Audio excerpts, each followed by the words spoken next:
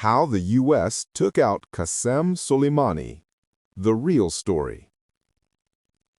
In January 2020, one of the most powerful military commanders in the Middle East vanished in a flash of fire outside Baghdad airport. This is the real story of how the United States tracked and killed General Qasem Soleimani. Soleimani was no ordinary general. He led the Quds Force, an elite wing of Iran's Revolutionary Guard.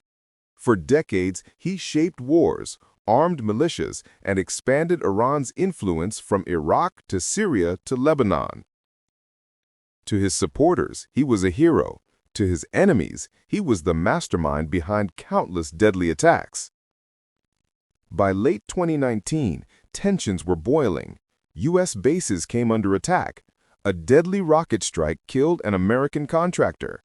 Washington blamed Iranian-backed militias. The message was clear. Something big was coming.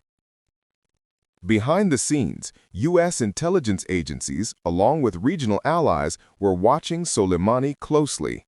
They monitored his movements, his flights, even the convoys he traveled in.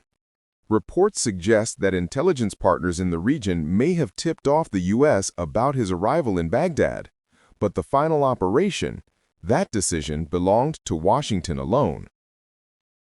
Just after midnight, Soleimani's plane touched down at Baghdad International Airport.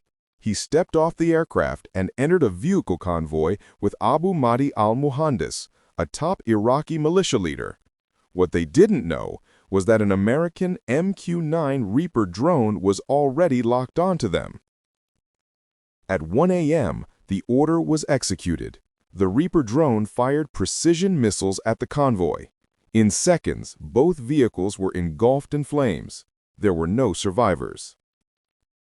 The Pentagon confirmed the strike. The United States had killed Iran's most influential military commander. The world braced for war. Iran vowed revenge. The U.S. fortified bases across the region. For days, the world held its breath.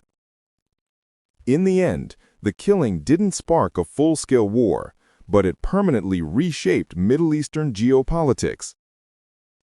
Soleimani's assassination remains one of the most daring U.S. operations of the 21st century and one of the most controversial.